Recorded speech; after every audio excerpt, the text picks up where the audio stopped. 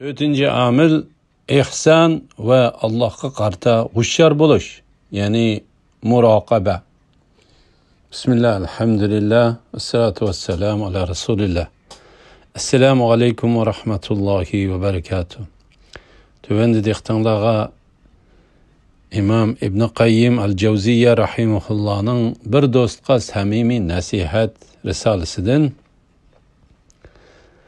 kishiga xursandlik, rozimanlik ve xotirjamlik elib keladigan namozning 6 omillaridan 4-chi omil ihson ve Allah'a qarta hushyor bo'lish temasini o'qiymiz inshaalloh.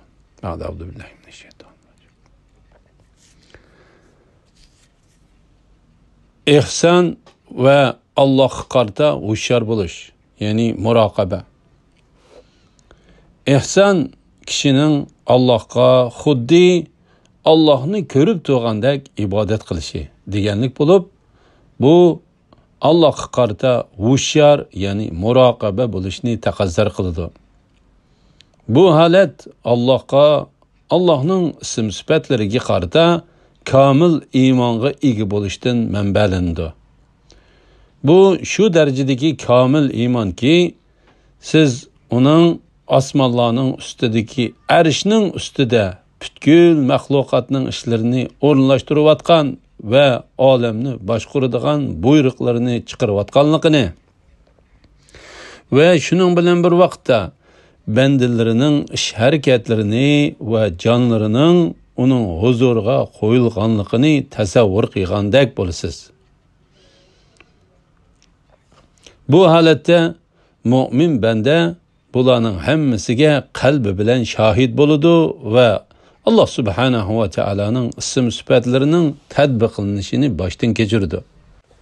O qalbi ve inida Allah subhanahu ve Teala'nın barliq mavjudotning tizginligisi, mangu hayat, hammani anglag'uchi, hammani ko'rguchi, hammaga qodir, mutlaq g'olib, eng hikmatlik ve har qanday narsa öz tasarrufida bo'lgan hukmron ekanligini, uning yaxshi ko'rish, o'ch ko'rish, rozi bo'lish va g'azablanish sifatlariga ega ekanligini, uning o'zi rozi bo'ladigan barliq ishlarni qiladiganligini, o'zi xohlagan barliq ishlarni arshning ustida turib hukm qiladiganligini, hech kimning yoki hech narsaning uning ilmidan chetda qolmaydiganligini, chunki uning ko'zlarning xiyonatini ve qalblarda yoshirilgan narsalarni biladiganligini ko'rdi.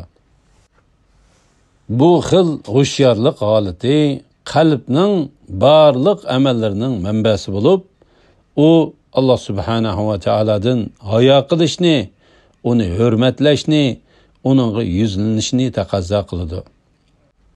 Buningdan sirt u birovning Allah subhanahu ve Teala'ni yaxshi ko'rishiga, uningdan qo'rqishiga, uningga tavakkul qilishiga, uning huzurida xushu ve tuvanchilik bilan turishiga turtki bo'ladi.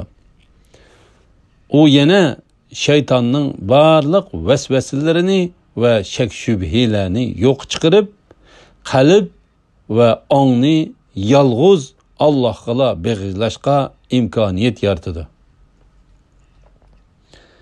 Kishining Rabbiga qanchalik yaqin bo'lishi uning ihsondan olgan nasibasining qanchalik ekanligiga bog'liq. Yana shu ihson sabablik o'xshash namozni o'qigan ikki kishining namozining savobi va darajasi orasida farq mashriq bilan mag'ribning orasidek cho'ng bo'ladi. 5-chi omil Allohning ne'matlarini e'tirof qilish, ya'ni minnatdor bo'lish. Bu Allah subhanahu ve Teala'ga qulchilik qilishdan iborat behisob ne'matni, ya'ni badaningiz ve qalbingizning Allohga qulchilik qilish uchun yaratilganligini, Allah subhanahu ve Teala'nın rahmet ve iltifatlarının sizning ashu qulchilik holatingizni saqlashingizga qulaylik yaratish uchun sizga ato qilganligini e'tirof qilishdir. Agar sizga Allohning rahmat iltifotlari ato qilinmagan bo'lsa edi, bularning hech qaysisi ro'yobga chiqmagan bo'ladi. Rasululloh sallallohu alayhi vasallamning sahobalari bir she'rga qaytirgan javobida bularni, ya'ni Alloh subhanahu va taolaning ularga qilgan rahmat iltifotlarini e'tirof qilib shunday degan: Rabbimiz, sen bo'lmasang topmas edik hidoyat, bilmas edik nimadir zakot, namoz, ibodat. Allah subhanahu wa ta'ala shunday deydi. Tarjimasi: ular sana musulmon bo'lganligini minnat qiladi. Ularga sizlar menga musulmon bo'lganliginglarni minnat qilmanglar. Balki Allah sizlarni iymonga hidoyat qilganligini minnat qiladi. Agar sizlar rostchil bo'lsanglar degan. Sura Maryam 31-oyat. Bendining eng dastlabda mu'min bo'lishiga ruxsat qilguvchi Alloh subhanahu va taoladir. Xuddi İbrahim alayhissalomning tuvandagi oyatlardagi so'zdikidek, kishilarning namoz o'qishini qulaylashtiruvchimi Alloh subhanahu va taoladir. Robbana waj'alna muslimayni laka va min zurriyyatina ummatan muslimatan laka. Tarjimasi: Rabbimiz, ikkimizni o'zingga itoatman qilgan, bizning avlodlarimizdanmi o'zingga itoatman ummat chiqargin. Sura Baqara 128-oyat. Robbi ja'alni muqimas salati va min zurriyyati. Tarjimasi: Rabbim meni va bir qism avlodimni namozni ado qilguvchi qilgin. Sura İbrahim 40-oyat. Shu vajidan shunisi haqiqatki, bandalarning Allohga ibodat qilishi va uningga itoat qilishi Alloh subhanahu va taolaning ularga qilgan iltifotidir. Shubhisizki, bu Alloh bandasiga ato qilgan ne'matlarning eng kattalaridandir. Alloh subhanahu va taolo shunday deydi: وَمَا بِكُم مِّن نِّعْمَةٍ فَمِنَ اللَّهِ.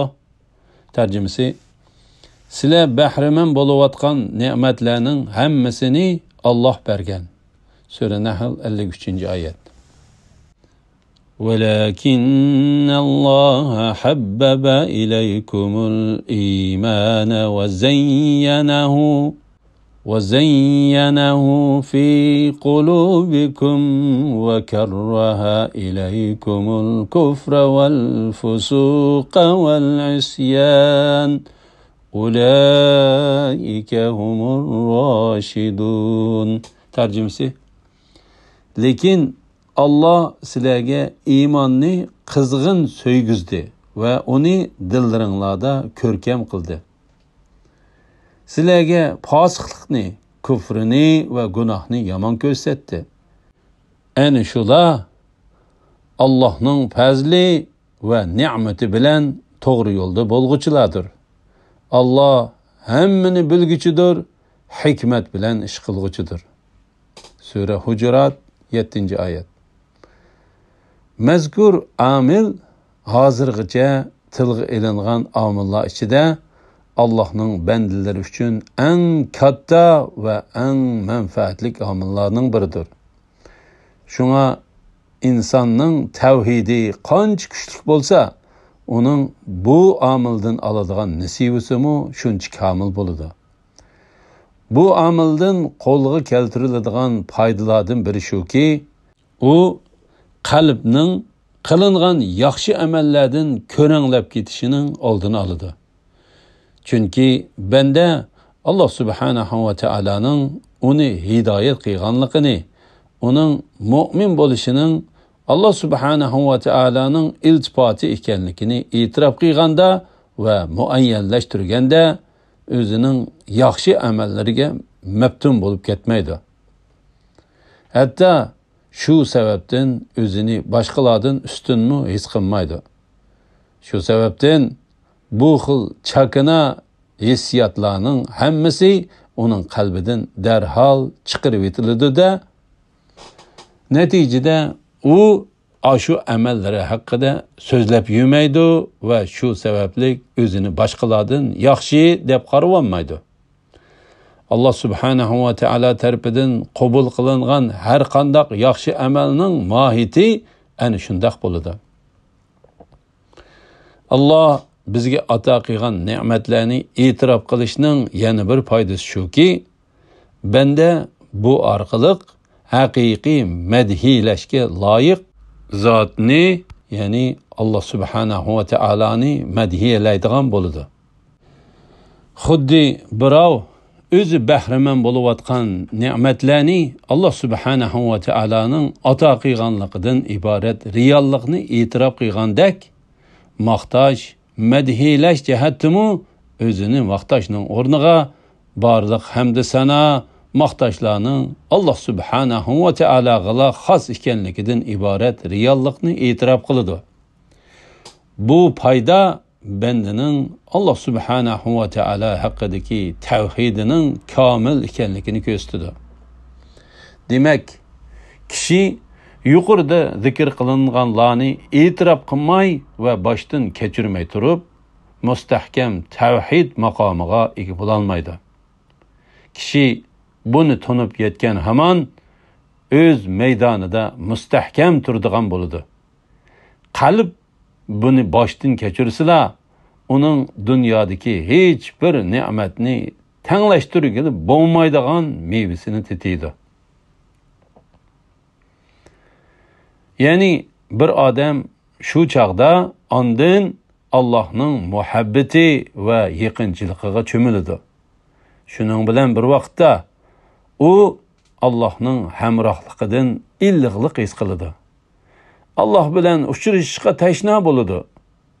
Hamda uni zikr qilish va uningga ibodat qilishdan huzur oladi.